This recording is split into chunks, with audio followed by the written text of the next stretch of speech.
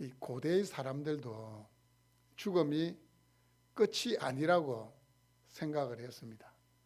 그래서 우리나라에도 예전에 끔찍한 제도가 있었습니다.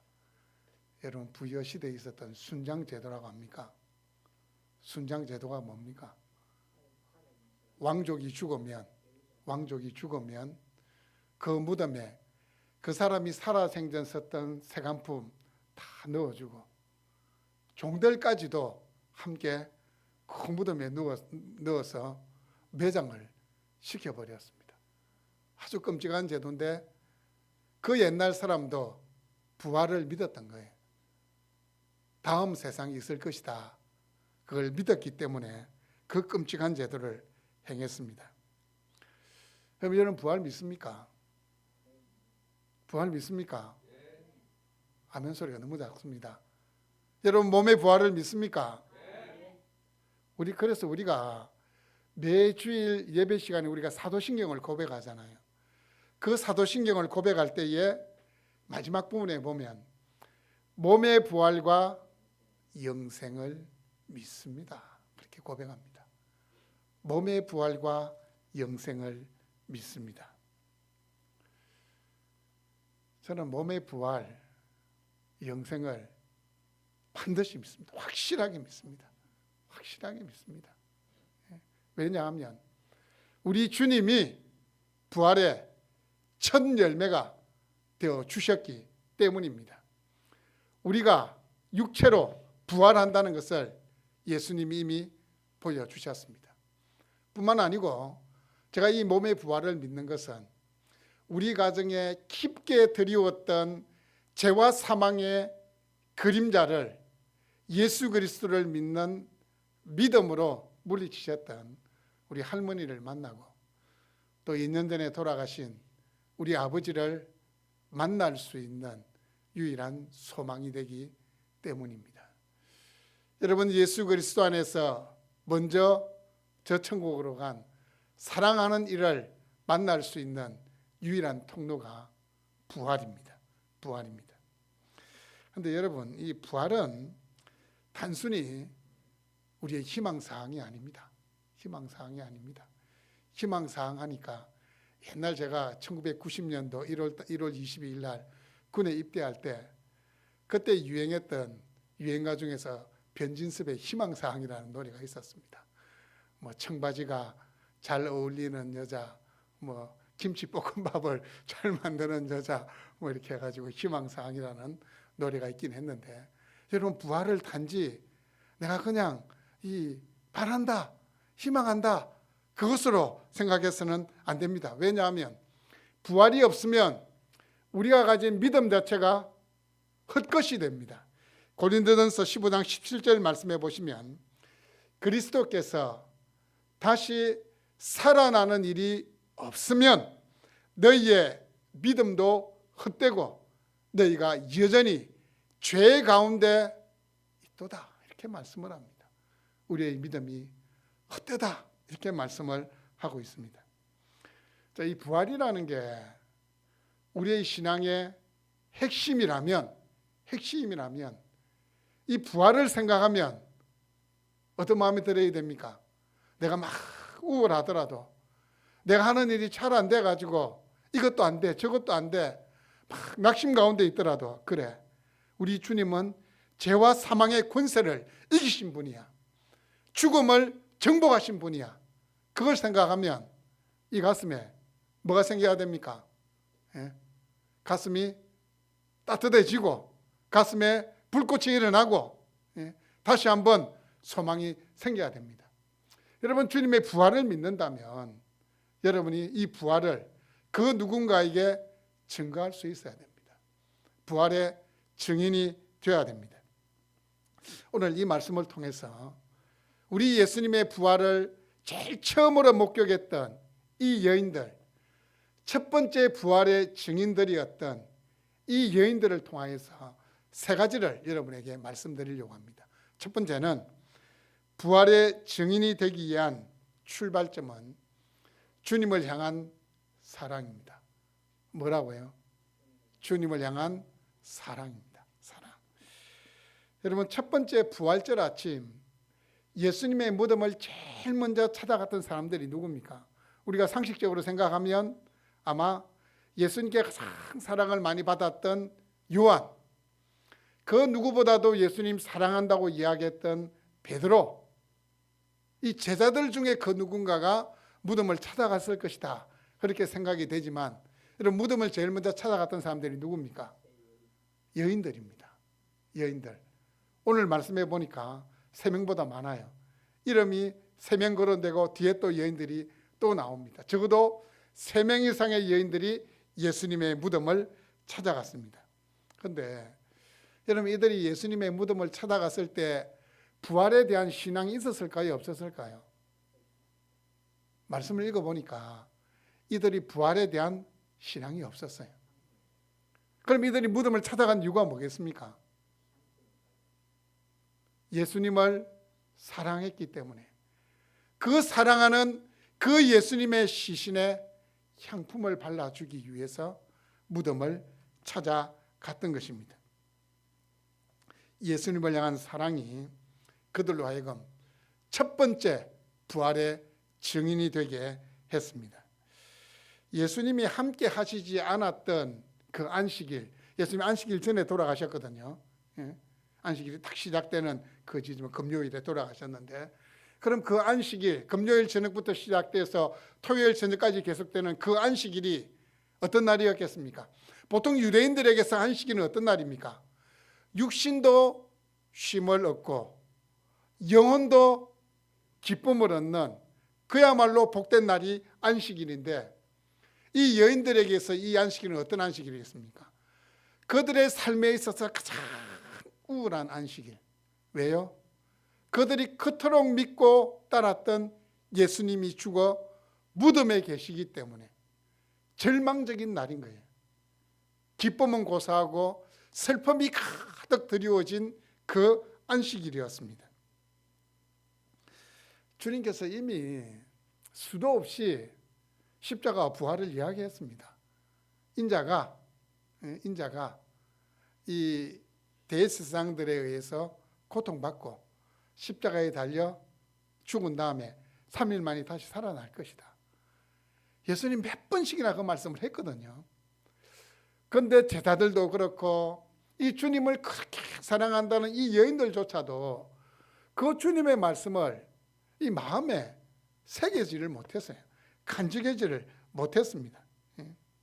그냥 주님이 돌아가신 그것이 너무 큰 사건이기 때문에 정신을 차리지를 못하는 겁니다. 우리도 그렇잖아요. 어떤 큰 사건 사고를 만나게 되면 이 정신줄을 놓아버리는 사람이 있어요. 여러분, 그렇게 기도하셔야 돼요. 우리 인생에 있어 그런 일이 안 생기면 좋지만 정말 내 이 이성의 줄을 놓을 만큼 큰 사고와 사건을 만나게 되더라도 어떻게 해요? 더 냉철해질 수 있도록 기도하셔야 돼요. 기도하셔야 돼요. 이래 보면 막 믿음이 없는 사람처럼 행동하시는 분을 만나게 돼요. 그런 분을 만나게 된다니까요. 평소에 기도로서 하나님, 다급한 일을 만나더라도 내가 하나님의 자녀라는 정체성만큼은 잃지 않고 그 순간 내가 하나님의 자녀라는 그 정체성이 드러나게 해달라, 이렇게 기도를 하셔야 됩니다.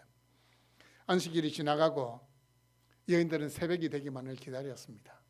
새벽이 찾아왔습니다. 여인들이 한 행동이 뭡니까? 안식 후 첫날 새벽에 이 여자들이 그 준비한 향품을 가지고 어디에 갔다고요? 무덤에 갔습니다. 여러분, 안식 후 첫날 새벽이 어떤 날일까요? 제가 이게 영어 성경을 보니까 very early on Sunday morning 이렇게 표현합니다. 이 날이 어떤 날입니까? 안식 후 첫날이 어떤 날입니까? 지금 우리가 지키고 있는 주일입니다. 안식일이 지난 첫날이 지금의 주일입니다. 그럼 지금 우리가 드리는 이 주일의 이 예배는 무엇을 기념하는 예배입니까?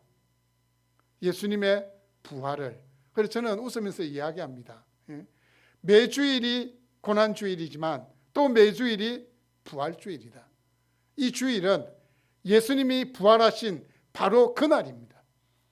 주일 자체가 예수님의 부활을 함께 누리는 날이라는 사실입니다. 이 주일이 기독교의 역사에 큰 물줄기를 바꾸는 사건이 돼. 우리 여인들이 예수님의 무덤에 찾아갔던 바로 그날 우리는 지금 하나님을 예배하고 있는 겁니다. 여러분, 더 이상 하나님을 예배하는 날이 안식일이 아닙니다. 지금도 안식교는 또 안상홍 정인회 같은 이 사람들은 안식일을 고집하지만 그 사람은 성경을 모르는 자들이, 성경에 대해서 무식한 자들이 이미 우리 주 예수 그리스도께서 부활하심으로 말미암아 안식일이 아니라 주일이 하나님을 예배하는 날로 바뀌었다는 사실입니다. 여인들은 예수님의 시신에 바르기 위한 향품을 미리 준비해서 무덤을 향하여 올라갔습니다. 이 여인들이 무덤에 올라가서 발견한 것이 뭡니까? 이 마태복음이나 이 관련된 성경들을 보면 예수님의 시신을 무덤에 넣고 큰 돌로, 이 돌의 무게가 적어도 한 2톤 정도는 된대요. 큰 돌로 무덤 입구를 막고 그 앞에 누가 있었습니까? 로마 군병들이 지키고 있었어요. 그런데 여인들이 가보니까 어떤 일이 났습니까? 지키는 자들 없고 돌에 이미 굴려져서 옮겨져 있는 것을 발견하게 됩니다. 오늘 말씀해 보니까 돌이 무덤에서 굴려 옮겨졌다 이렇게 말씀하고 있는데, 이건 돌이 스스로 굴러간 것이 아니고 누군가의 힘에 의해서 돌이 강제로 움직여졌다는 것을 함축하고 있는데, 이 돌이 굴려 옮겨졌다는 이 말 자체가 하나님의 초자연적인 역사라는 것을 이야기합니다. 하나님의 전능하신 그 손이 이 돌을 굴렸다는 겁니다. 그리고 돌이 무덤에서 굴려졌다는 이 사실 자체는 예수님의 부활 또한 하나님의 초자연적인 능력으로, 하나님의 능력으로 예수님께서 다시 살아났다는 것을 미리 보여주시는 겁니다. 여러분, 무덤 속에 있어야 할 예수님의 시체가 보이지 않습니다. 그때 이 여인들이 어떻게 반응합니까? 오늘 말씀해 보면 여인들이 어떻게 반응합니까? 어떻게 반응하고 있습니까? 근심할 때에 근심하다는 이 단어는 당황하다, 혼란에 빠지다 이런 의미예요. 근심하다가 당황하다, 혼란에 빠지다. 뭐 때문에 당황했습니까? 뭐 때문에 혼란에 빠졌습니까? 당연히 그 무덤에 예수님의 시신이 있어야 되는데 무덤은 열려져 있고 예수님의 시신이 없으니까 이 여인들이 지금 혼란에 빠진 겁니다. 우리말로 하면, 우리 요즘 쓰는 말로 하면 뭐예요? 멘붕에 빠진, 멘붕 상태가 된 겁니다. 혼란에 빠진 겁니다. 이 여인들이 올라올 때 꿈에도 예수님의 시신이 그 무덤에 없을 거다 생각하지 않았다는 겁니다. 그런데 오늘 본문에 보면 예수님의 시신을 그냥 예수님의 시체, 시신 이렇게 표현하지 않고 뭐라고 표현하고 있습니까? 주 예수의 시체, 주라는 말을 넣고 있습니다. 주. 이건 이 누가복음을 기록했던 누가가 의도적으로 넣은 겁니다. 그 예수님이 누구라고요? 우리 인생의 주인이라는 사실을 드러내기 위해서 주 예수의 시체, 부활하신 주님을 우리의 주인으로 고백하고 있는 겁니다. 주 예수입니다. 주 예수. 갈릴리에서 올라온 여인들로 하여금 부활절 아침에, 안식 첫날 아침에 우리 주님이 계신, 주님의 시신이 계신 그 무덤으로 향하게 했던 그 이유 뭐라고 했습니까? 주님을 향한 사랑 때문입니다. 갈릴리에서 올라온 여인들하고 밝히고 있습니다. 예루살렘에도 수많은 여인들이 있었지만 그 예수님의 무덤을 처음으로 찾아갔던 여인들은 갈릴리에서 올라왔던 여인들입니다. 여러분, 주님을 향한 사랑의 마음이 그들을 부활절 아침에 예수님이 있는 그 무덤으로 이끌었던 것입니다. 손에 있는 부기보다 여러분 주님을 더 사랑하십니까? 이슬 같은 목숨보다 주님을 더 사랑하십니까? 기억하십시오. 여인들로 하여금 첫 번째 부활의 증인이 되게 한 것은 예수님을 향한 사랑 때문입니다. 두 번째로 주님을 향한 사랑은 말씀에 대한 확실한 믿음을 가지게 합니다. 뭘 가지게 한다고요? 믿음을 가지게 합니다. 무엇에 대한 믿음요? 말씀에 대한 믿음을 가지게 합니다. 여러분, 이게 멘붕 상태에 빠져 있는 이 여인들을 누가 찾아왔습니까? 흰옷 입은, 빛나는 옷을 입은 천사가 찾아왔습니다. 천사가 몇 명입니까? 2명입니다. 왜 2명이라고 표현했을까요? 천사가 왜 2명 찾아왔을까요? 이스라엘에서 법적인 효력에 있는 증인은 2명 이상 돼야 됩니다. 2명 이상 돼야 돼요.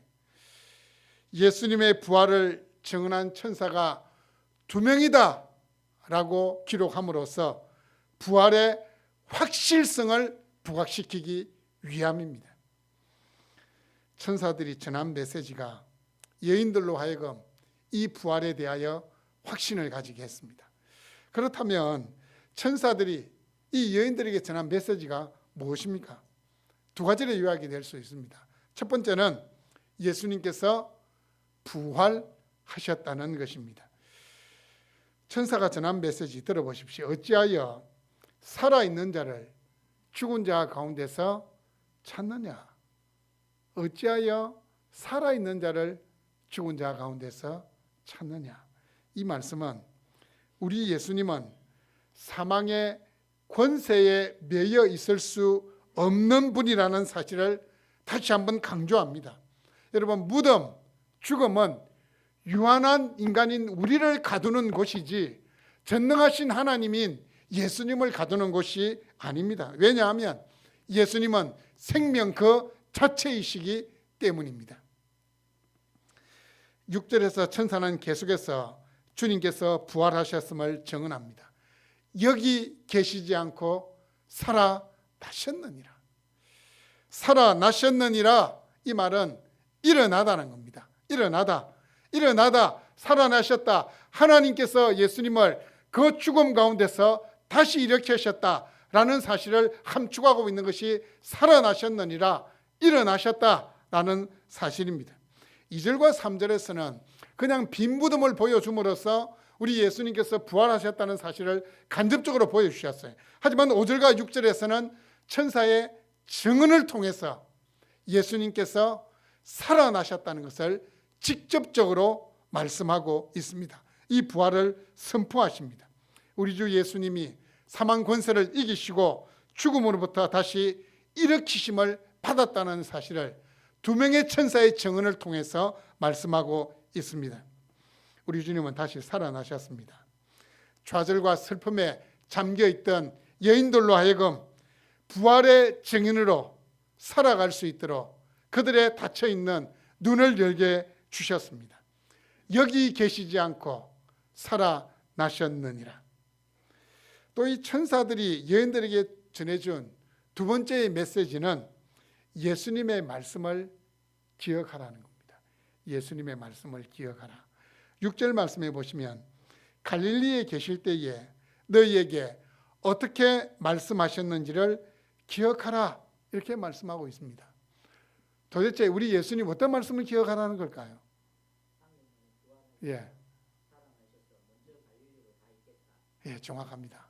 예수님이 고난받고 3일 만에 살아나시고 또 먼저 갈릴리로 갈 것이다. 그 말은 무슨 말입니까? 예수님 돌아가시더라도 예루살렘에 머물지 말고 어떻게 해요?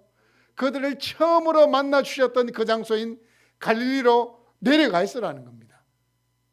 제 아들은 처음부터 내려가지를 않았습니다. 그들은 두려워서 예루살렘에서 숨어서 이제 있었습니다.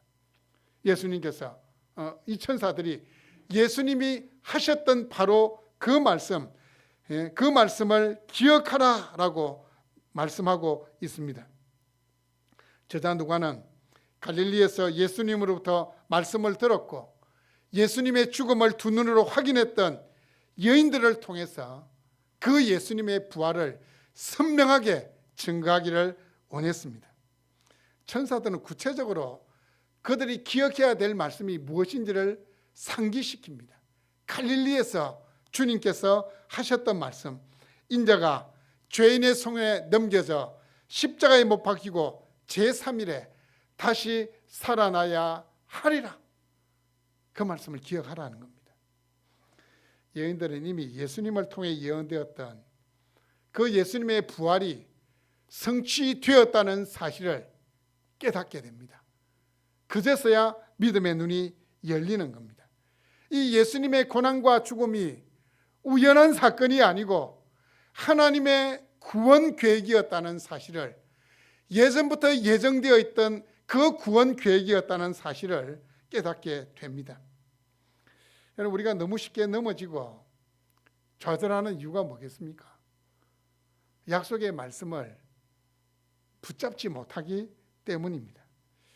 오늘 말씀은 우리에게 권면합니다. 너희에게 어떻게 말씀하셨는지를 기억하라. 삶의 순간순간마다 뭘 기억하라고요? 말씀을 기억하라는 겁니다. 말씀을 기억하라는 겁니다. 성경에 기록된 모든 말씀, 선포된 모든 말씀을 마음에 새기라는 메시지입니다. 정작 우리는 보면 듣고 싶은 말은 귀에 쏙쏙쏙 잘 들어옵니다. 내 마음을 위로해 주는 말씀, 내가 생각하고 있던 그 말에 확신을 주는, 동의를 해주는 그 말은 귀에 잘 들어옵니다. 하지만 나의 상처를 후벼 파고 나의 자존심을 건드리고 나의 약점을 드러내는 그 쓰라린 말씀에 대해서는 우리가 거부 반응을 보입니다. 거부 반응을 보여요. 마음이 불편해집니다. 내가 가진 인간의 약점, 아니면 내가 품고 있는 죄악된 것, 찌르는 것, 드러내는 말씀 앞에서 겸손하게 반응하지 않아요. 와, 내가 했던 일을 어떻게 누구한테 듣고는 나를 치는 말씀을 하시네. 나를 치네. 이렇게 반응을 한다는 겁니다. 여러분, 내 상처를 후벼 파는 말씀까지라도, 나의 약점이 만천하에 드러나는 그 말씀일지라도 하나님의 말씀으로 믿고 받아들일 수 있기를 바랍니다. 믿음으로 반응할 수 있기를 바랍니다. 여러분, 기억하십시오. 사망 권세를 이기신 주님의 말씀에 여러분의 삶을 고정시킨다면 더 이상 여러분의 삶은 인생의 무게에 짓눌리지 않을 것입니다. 그 인생의 짐이 아무리 커도 여러분의 시선이 그 주님께서 하셨던 말씀에 고정되어 있으면 내 짐은 가볍다는 그 주님의 말씀처럼 우리의 인생의 짐을 대신 져주시는 그 주님으로 인하여서 여러분의 삶에 소망이 찾아오게 될 것입니다. 여러분, 순간순간 하나님의 말씀을 붙잡을 수 있고 기억할 수 있기를 바랍니다. 우리 주님은 이미 죽으셨고 그 사망 권세를 이기신 부활의 주님이십니다. 부활의 능력을 우리에게 주신 주님이라는 사실을 기억할 수 있기를 바랍니다. 세 번째, 이 말씀이 우리에게 주는 교훈은 말씀에 대한 확실한 믿음은 본 것, 들은 것을 담대하게 전할 수 있게 합니다. 여러분, 천사로부터 부활 소식을 들은 이 여인들이 어떻게 했습니까? 이 멘붕 상태에 빠졌던 이 여인들이 어떻게 됩니까? 정신을 차리고는 어떻게 해요? 11사도가 있는 그곳으로 달려갑니다. 이들에게 달려서 무엇을 이야기합니까? 예수님의 무덤이 비었고 두 천사가 예수님은 여기 계시지 않고 살아나셨다라는 그 부활의 소식을 들었다는 그 말을 전하게 됩니다. 이 여인들이 11사도뿐만 아니고 자기들이 알고 있는 사람들에게 이 부활의 소식을 증거합니다. 이 부활의 소식은 급속도로 예루살렘에 퍼져나가게 됩니다. 그런데 사도들이 어떻게 반응할까요? 오늘 말씀해 보세요. 사도들이 그들의 말이 허탄한 듯이 들려 믿지 아니하니. 진짜 믿음이 없습니다. 그렇게 말씀하신 것 같죠. 여러분이 만약 이 제자들이었다면 그 여인들이 하는 말을 믿었을까요? 저도 안 믿었을 것 같아요. 예수님 부활하셨으면 3년 동안 동고동락하겠던 우리한테 제일 먼저 말씀하셔. 천사가 우리한테 제일 먼저 찾아와서 이야기해야지. 뭐 하찮은 여인들에게 그 이야기를 했을까? 예?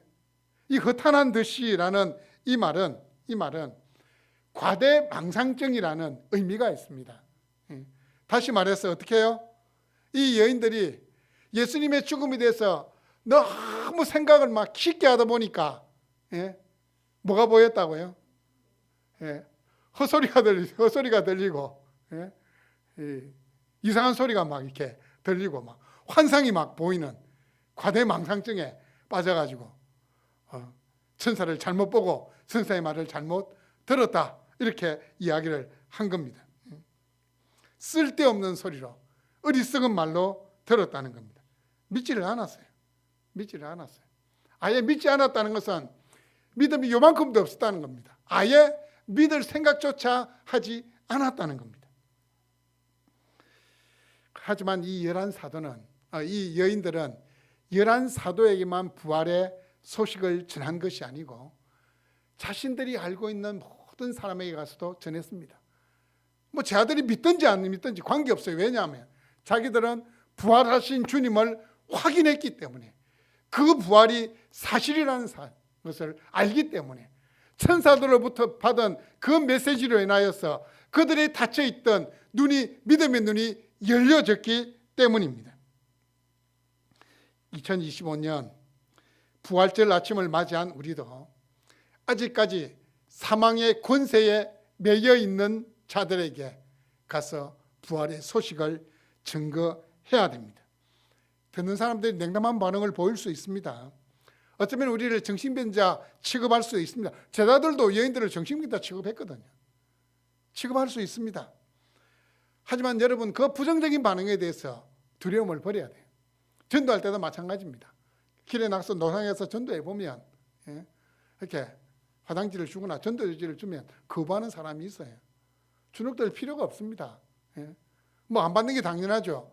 여러분 길에 가서 이렇게 아파트 선전하는 전단지 주면 잘 받았습니까? 아니면 나이트클럽 이렇게 선전하는 명함 이런 거 주면 잘 받았습니까? 안 받잖아요. 마찬가지예요.